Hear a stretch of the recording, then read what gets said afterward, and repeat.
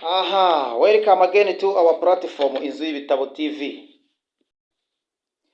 We always meet here to this platform in order to discuss about different issues in literature subject. We used to read different books like novels, plays, and short stories. We also deliver different lessons to you concerning the literature subject. So, as usual, we read some stories and we try to translate to you into Kinyarwanda. So now, last time we are discussing about the character and characterizations in the novel Mine Boy, as it was written by African writer Peter Abrahams. So, as I have promised you, today I want to discuss about themes, main themes in this novel. Nk'uko bisanzwe rero n'ubundi nababwiraga ko rwose ari ikaze kuri urubuga rwacu Inzu y'Ibitabo TV. Ni urubuga rwiza cyane duhuriraho aho tuba tuganira ku bigendanye n'isomo ry'ubuvanganzo bw'icyongereza literature in English. Tubasomera ibitabo birimo inkuru ndende, birimo inkuru ngufi ndetse n'amakinamico atandukanye. Tuhabonera kandi amasomo menshi cyane atandukanye agendanye na ririya somo. So muhawe ikaze rero. Ubushize ubwo twahirukanaga twavugaga ku bigendanye n'abakina nkuru ndetse n'ibyabaranze mu gitabo cyitwa Mine Boy uko cyanditswe n'umugabo bita Peter Abrahams. Uyu munsi rero nk'uko nabibasezeranyije n'ubundi nababwiye ko ngomba kuzababwira ku bigendanye n'imirongo migari ngenderwaho iyo nkuru yubakiyeho ari byo twita themes. Mbere ya byose rero ndashaka kugira ngo tubanze tumenye icyo bita theme niki. So when we say theme, we understand directly main idea in the story. We may also say that a theme is the directive idea in a story. Remember that a story can contain multiple themes. Nababwiraga rero ko theme ni umurongo mugari uba wubakiyeho igitekerezo nyamukuru cyo kiri mu nkuru. Hanyuma mbabwira kandi ko uko byagenda kose inkuru hari ubwo ibishobora kuba ifite themes nyinshi zitandukanye. So when we try to analyze this novel Mine Boy, we see that it has different themes. So let us start from the theme number 1, that is violence. From Zuma's first interaction with the alcoholics at Leah's house to the police attacks on the striking mine workers, violence erupts repeatedly throughout Mine Boy. Narimbabwiye rero ko rwose iyo ugerageje gusoma kiriya gitabo cya Mine Boy ndetse ukakinjiramo mu bisobanuro byacyo usanga gifite imirongo migari ngenderwaho ariyo themes zitandukanye. Twari duhereye kuri theme ya mbere ariyo bita violence. Ibi ngibi ni nk'urugomo rukabije, violence. Baratubwira rero ko guhera ubwo Zuma yinjiraga muri Marley Camp akakirwa hariya rwose mu rugo kwa Leah, ubwo yahasanze abantu rwose babaswe n'inzoga basinda buri gihe, yahabonye urugomo ndetse kugeza ubwo yabonye abapolisi batangira kujya batakinga abantu babakubita, ndetse no hariya aho yakoreraga akazi ko gucukura amabuye y'agaciro aho abapolisi babasangaga rwose ugasanga nta mutekano bafite. Ibi byose bigaragaza ko ari violence yari irimo yisubiramo mu gitabo cyose uko inkuru igenda ivugwa. Drunken fights are a common sight in Malay camp, fights which the local views as entertainment. Bari kutubwira rero ko abantu babaga basinze byagaragaraga rwose nk'ari ibintu bisanzwe muri Malay camp kubabona barwana, kandi imirwano nk'iyo ngiyo ugasanga abantu bayifashe nk'aho ari ibyishimo cyangwa se ari imikino yo kubashimisha. Drunk men also fight each other as a public spectacle on Saturdays in town, only to be disrupted by the arrival of the police vans full of policemen who start striking people indiscriminately. Abari kutubwira ko rwose abantu babaga basinze bararwanaga umwe kuri umwe, ndetse ugasanga rwose abantu mu mudugudu aho ngaho cyangwa se aho muri Malay Camp bari kubifata nk'ibirori, cyane cyane ibi bikaba byarakundaga kuba ku munsi wo kuwa gatandatu mu mujyi, bakabifata nk'ari umunsi w'ibirori wo kwirirwa abantu bagenda rwose barwana, bakarwana mpaka kugeza ubwo polisi mu mamodoka yabo rwose bahageraga, bakaba aribo bahosha iyo ntambara, ndetse bagatangira nabo ubwabo guhita bakubita abantu bari aho ngaho badatandukanyije uwasakuje cyangwa se uwasakurijwe. Ibyo byose rero nabyo bikaba ari ikimenyetso kigaragaza violence muri iyi nkuru. Johannes, when drunk, has a tendency to grab men by the throat and lift them. Paddy also instructs Zuma to use violence against workers if they question his authority. Abari kutubwira ku mukarakita bita Johannes ngo igihe yabaga yanyweye, igihe icyo ari cyo cyose yabaga yanyweye, wasangaga afite akamenyero ko gushaka gufata abantu mu mihogo agaterura. Mu by'ukuri ibi nabyo byabaga ari ubushotoranyi bukomeye, nabyo bikaba bigaragaza violence muri iyi nkuru. Barongera kutubwira kandi ko wa muzungu bita Paddy nawe yahaga amabwiriza Zuma, akamubwira ko ngo kugira ngo ayobore neza abahungu bacukura amabuye y'agaciro yabaga ashinzwe kuyobora, ngo yagombaga gukoresha violence kugira ngo abashe kubayobora, ngo mu gihe cyose bazaba batari kumva ubuyobozi bwe. The casual violence confuses Zuma, though not naturally violent himself. Zuma will strike back if struck. Bari kutubwira ko rwose mu by'ukuri ibigendanye n'aka kavuyo karimo ubushotoranyi bukomeye hano, kavanze Zuma rwose ku buryo atabyumvaga, ngo nubwo mu by'ukuri kubwe we mu miterere ye atari umuntu rwose w'umugome ufite ibintu bigendanye n'ubushotoranyi, ngo ariko iyo uwamushotoraga gato rwose nta gitangaza yashoboraga kuba yahita akwishyura. When there is no authority to trust to help solve conflicts in the people, individuals rush out against each other in order to survive. Abari kutubwira ko rwose kuko nta buyobozi bwabaga buhari abaturage bashobora kwizera kugira ngo ubashe kubakemurira ibibazo ndetse n'amakimbirane, abantu wasangaga biroha muri ibi bintu bigendanye n'ubugizi bwa nabi, barwanyana umwe kuri umwe kugira ngo babashe kubaho. So let us talk about the second theme. So the second theme is precarious work. Precarious work. To survive in the city, most of the characters in the Mine Boy undertake precarious work, jobs that are either illegal or dangerous, and often both. Icyo bari kutubwira hano rero kuri iyi theme ya kabiri tubonye ariyo precarious work, mbabwire ko precarious work ni akazi gashobora kuba katemewe, cyangwa se kakaba niyo kaba kemewe ariko gashobora gushyira mu byago uri kugakora. Bene ako kazi rero niko twita ko ari precarious work cyangwa se precarious job. Aha bari kutubwira rero kugira ngo umuntu abashe kubaho nibura agira ubuzima muri city, abashe kuhaba, batubwira ko abantu hafi ya bose baboneka mu mijyi, nk'uko muri kiriya gitabo cya Mine Boy kibigaragaza, wasangaga rwose bari gukora akazi kabashyira mu kaga, akazi gashobora kuba kemewe katemewe, cyangwa se gashobora gushyira mu kaga ba nyirako bari kugakora. Rimwe na rimwe ugasanga rimwe na rimwe ako kazi kujuje byose, kuba katemewe kandi gashobora gushyira mu bantu mu kaga. The theme of precarious work is evident in Reyer's house, where he sells illegal beer, which involves secrecy, police bribery, threat of jail, and the need for violence to solve disrupted that would otherwise be resolved by the police. Abari kutubwira yuko iyi theme yitwa precarious work igaragara cyane mu rugo kwa Reya, aho yacuruzaga inzoga zitemewe, akaba ariko kazi akora, kandi aka kazi kakaba rimwe na rimwe gasaba ibanga rikomeye, kagasaba nanone gutanga za ruswa ku bapolisi, rimwe na rimwe kakaba kashobora no kuba kagushyira muri gereza. Ibi ngibi bakatubwira yuko byasabaga ko nanone rimwe na rimwe ko biba ngombwa ko hakoreshwa violence kugira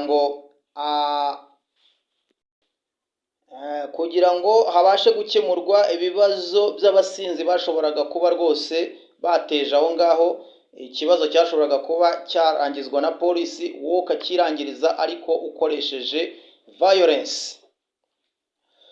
While the other work Zuma undertakes in the mine is illegal, the drive for profits and lack of worker rights allow for conditions that lead to the lack sickness and unsafe working conditions.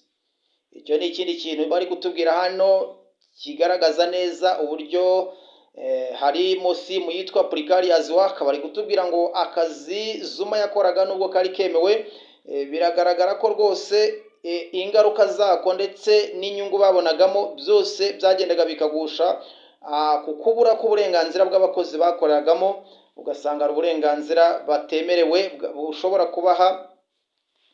kubaho mu buzima bwiza. Hanyuma rero bigatuma rero rimwe na rimwe ubuzima bwabo bujya mu kaga, harimo kurwara indwara zidasanzwe bakuye aho ngaho muri ako kazi, ndetse no gukorera muri kondisiyo zishobora kubashyira mu kaga. So let's go to the third theme. The third theme is poverty. The theme of poverty undergirds much of the conflicts in Mine Boy. The lack of the economic possibilities up north sends Zuma to the city, where he encounters the separately poor and depressed people whose need for money keeps them in dangerous and in unsanitary conditions. Abari kutubwira ko iyi theme ya poverty yagaragaye cyane rwose muri iyi nkuru ya Mine Boy, aho bigaragara ko kubura uburyo bwo kwiteza imbere ndetse no kubona nibura ibyakugeza umuntu ku bukungu byari mu gice cy'amajyaruguru y'igihugu, byatumye rwose Zuma yimuka ava muri icyo gice cy'amajyaruguru y'igihugu yimuka ajya mu mujyi wa Johannesburg gushaka akazi. Aha rero niba bari kutubwira ko ariho yahuriye n'abantu bakennye ndetse ahurira n'abantu rwose barangije kwiheba mu buzima. Ibi byatumye rero n'ubundi abantu bahabaga baba muri kondisiyo cyangwa se mu buzima butari bwiza kandi bubi. Ikindi cyongeye kuri ibyo ugasanga bari mu kintu cyitwa unsanitary conditions, ubuzima rwose budasukuye cyangwa se bigaragara ko ari ubuzima budakwiriye ikiremwa muntu. Though Zuma comes to the city to make an honest living, the white supremacist policies of the South African government will bar him from ascending to the social and economic ladder, no matter how hard he works. Bari kutubwira rero ati nubwo Zuma rwose yaje mu mujyi yumva ashaka kugira ibyo ahakorera kandi ngo agaragaza ubunyangamugayo, ubuzima burimo ubunyangamugayo, byagaragaye ko rwose ubuyobozi bwari aho ngaho ndetse na politike zari aho ngaho zazanywe n'abazungu zishingiye ku miyoborere ya South Africa, byatumaga bimubuza rwose kuba yatera imbere ngo atere urutambwe mu bigendanye n'iterambere kabone nubwo yabaga ari gukora cyane. We also have the fourth theme, which is assimilationist ideals. Assimilationist ideals. So Eliza's inability to acknowledge her love for Zuma stems from the fact that she has absorbed assimilationist ideals from living in a colonial society that sees white people as superior. Abari kutubwira ko rwose iyi theme assimilationist ideals ari byo bisobanura intekerezo zo gushaka kwisusisha n'abazungu, byatumye Zuma Eliza wa mukobwa amenya neza ko rwose atikunze ndetse no gukunda Zuma bigaragara ko rwose byamubereye ikibazo kugeza ubwo amuhunze aramureka. Ibi rero byatewe nuko yakomezaga ashaka kumva ko ashaka kwisushisha n'abazungu. Izo ntekerezo zo kwisusisha n'abazungu ari byo turi kuvuga ngo ni assimilationist ideals. Byagiye bimubamo igihe kirekire kandi biba muri iyo sosiyete yari arimo kugeza ubwo byagaragaraga ko buri umuntu ashobora kwifuza kuba nk'umuzungu, kuko abazungu babagaho nk'abantu bafite ubudahangarwa cyangwa se nk'abantu bari hejuru y'abandi. Ibi ngibi bikaba aribyo byatumaga rero imyitwarire ya Eliza ihinduka guhera mu ntangiriro kugeza ubwo ahunze akigendera, akemera kuyoborwa n'intekerezo ze, akajya gushaka aho yaba mu buzima bwa kizungu. Rather than accepting and appreciating herself for who she is, Eliza seeks to be and act like a white person. Abari kutubwira rero ngo aho kwemera uwo ari we cyangwa se ngo we yumve yishimiye uwo ari we, Eliza yahisemo rwose gukora ndetse no gushaka kwitwara nk'abazungu. Whose way of speaking, dressing and behaving she deems preferably. Abari kutubwira ngo ibi ngibi nibyo yumvaga yifuza kuba nk'abazungu, akifuza kuvuga nkabo, kwambara nkabo, ndetse n'imyitwarire yabo byose ngo kuri we nibyo byamushimishaga. Even though Eliza links her assimilationist ideals to a devil inside her, she is helpless to rid herself of the possession. Ultimately, she rejects her culture and leaves Leia and Zuma, intending to pursue her dreams of assimilating into white society. Abari kutubwira rero ngo rwose nubwo Eliza yageragezaga guhuza izi ntekerezo ze zo kwihuza, zo kwisusisha nk'abazungu, assimilationist ideals, akazihuza n'icyo yise devil inside herself, shitani cyangwa se sekibi muri we. Ibyo nuko ngo yafataga izi ntekerezo zo kwisusisha nk'abazungu akazihuza nuko bishobora kuba ari isekibi imurimo.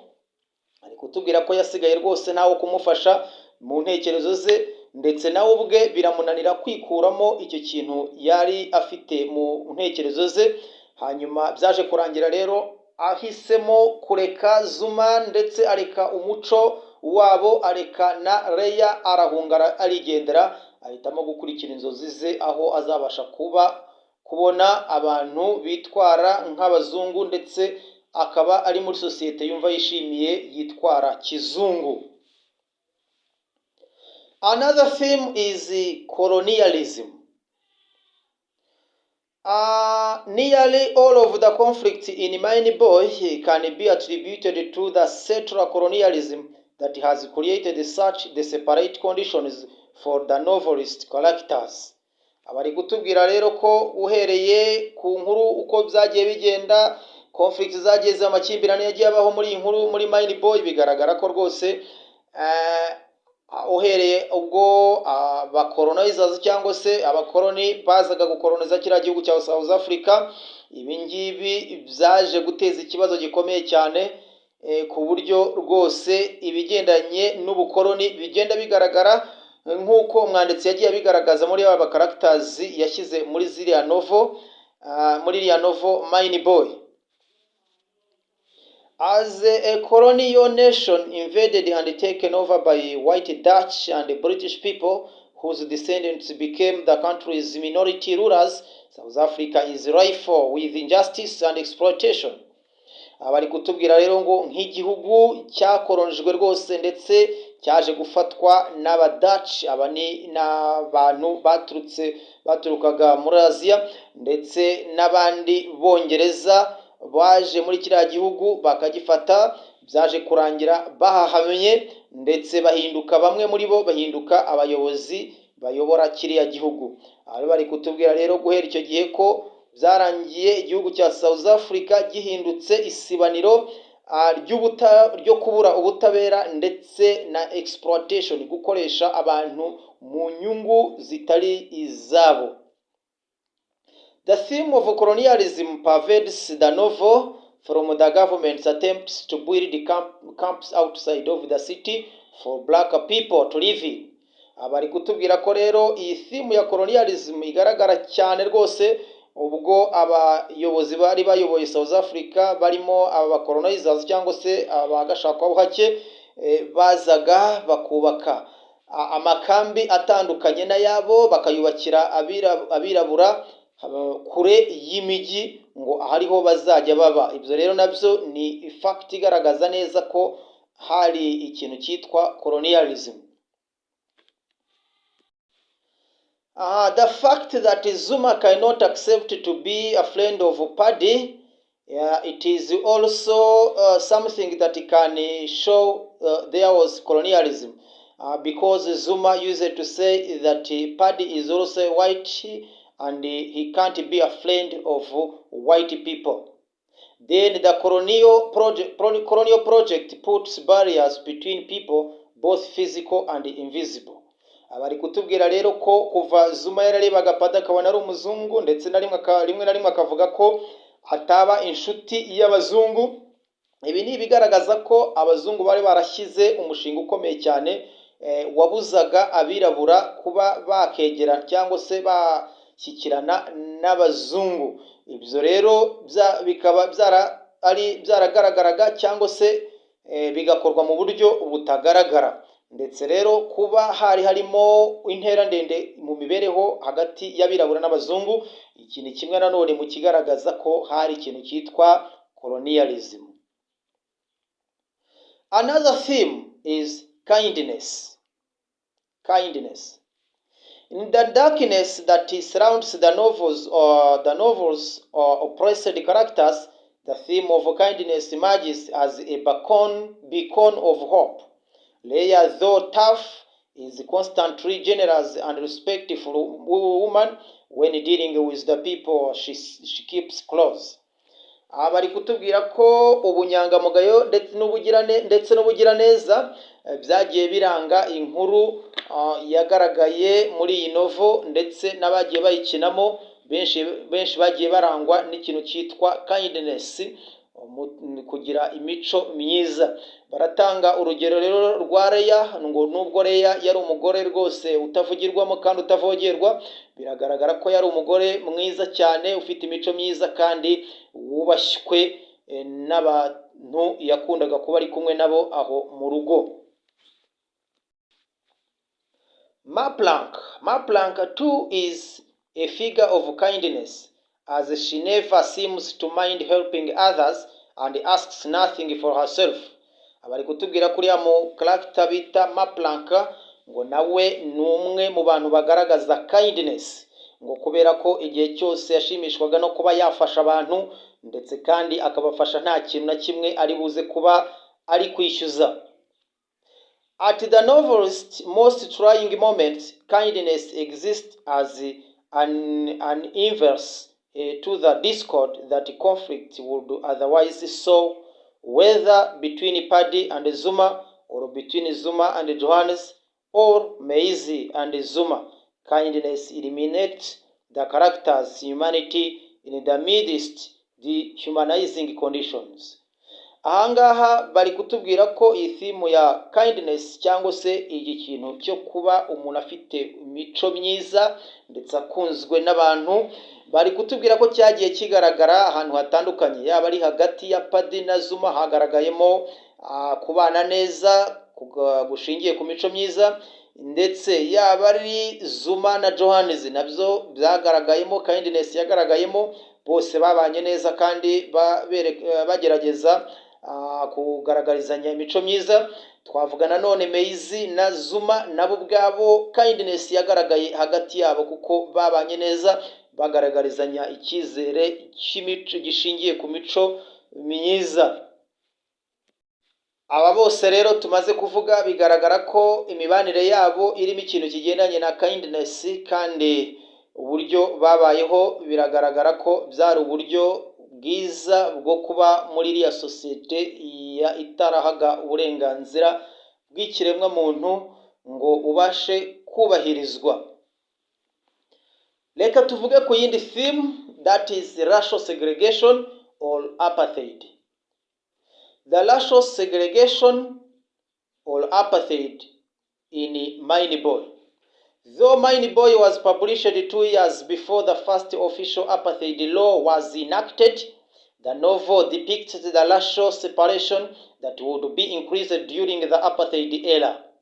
Abari kutubwira rero ngo nubwo politike y'ivanguraruhu racial segregation ariyo n'ubundi bagaruka bakita apartheid, niyo yaje gufata iriya zina rya apartheid, ngo nubwo yaje kugaragara cyane mu mbere, bari kutubwira ngo nubwo yaje kugaragara nyuma gato yaho iyi novel ishyizwe hanze, ni mbereho imyaka 2 bari kutubwira yuko rwose iyi novo yagerageje kuvuga ku bintu bitandukanye byatandukanyaga abirabura ndetse n'abazungu, ari nabyo byaje kubyara amakimbirane akomeye cyane. Nyuma y'igihe gito hakaza kuvuka iriya politike yitwa apartheid, politike yari ishingiye kuvangura abirabura ndetse n'abazungu.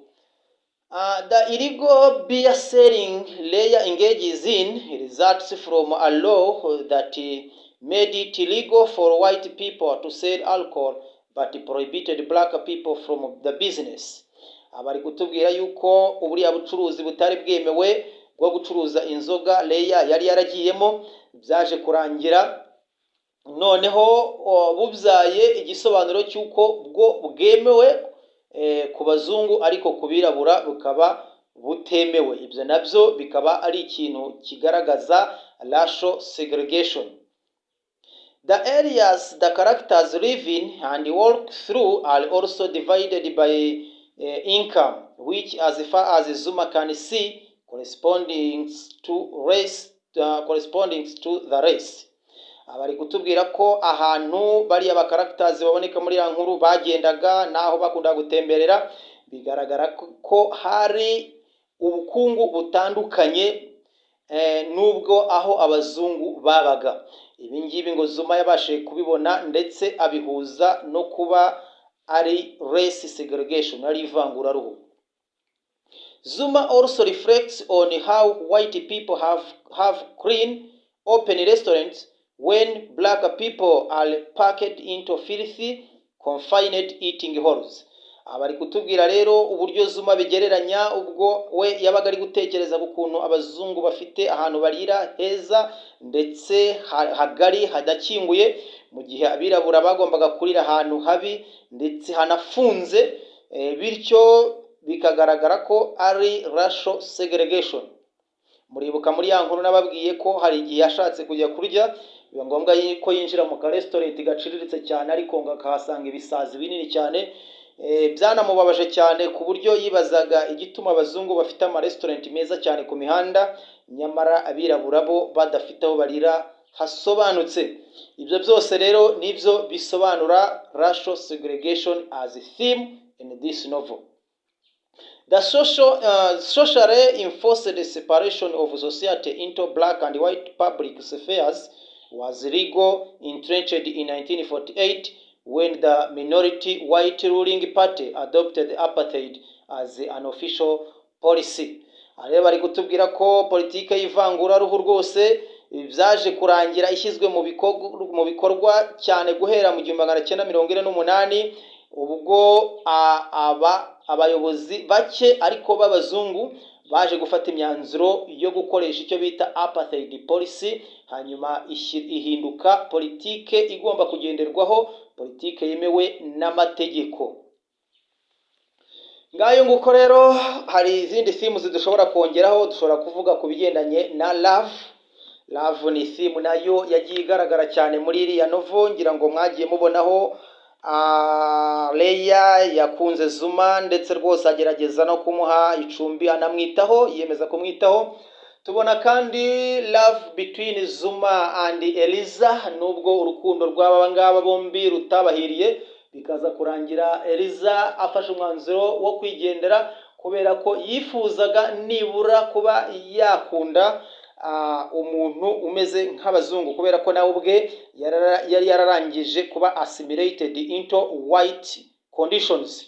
Hanyuma nanone tubona urukundo nanone hagati ya Zuma na Maize, urukundo rwiza cyane kandi rwabagejeje ndetse no ku mwanzuro wa nyuma wo gupanga kuzabana.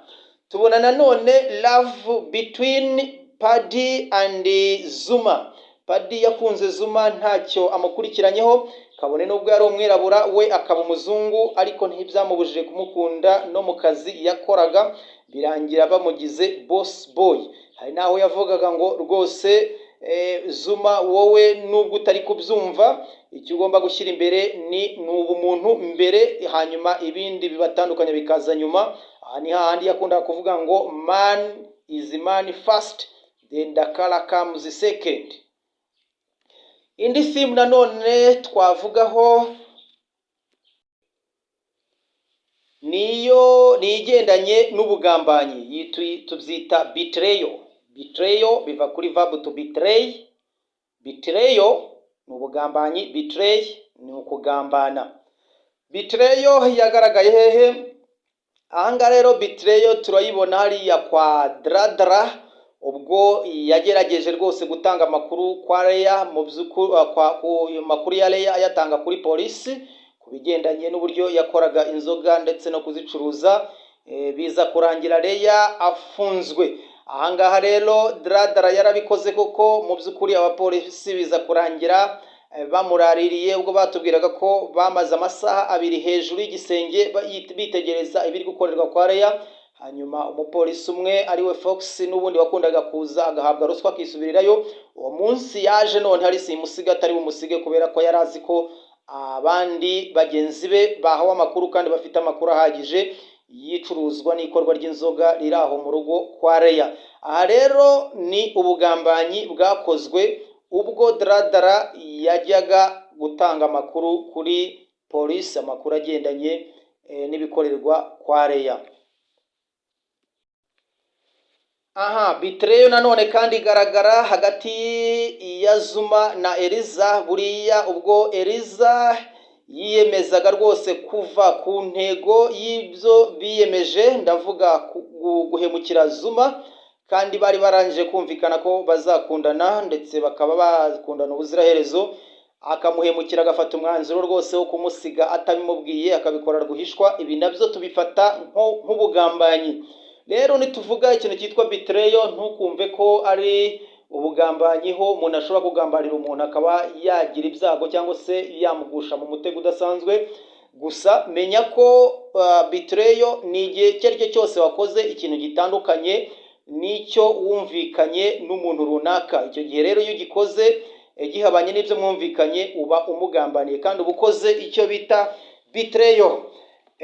Nagira ngo rero namwe abari kutwumva rwose nyamuneka ntimuzatugambanira mudutererana, mujye muhamana natwe rwose kuri iyi platform, bizajya bidufasha muduha ibitekerezo, ibyo mwifuza ko twahindura, ibyo mwifuza ko twashyiramo ingufu, byose turi imbere yanyu kugira ngo tubibafashe kandi natwe twemere kubikora kuko ari mwebwe tubikorera. Murakoze cyane rero. I can thank everyone who was listening to us. Thank you very much. I can say have a good day.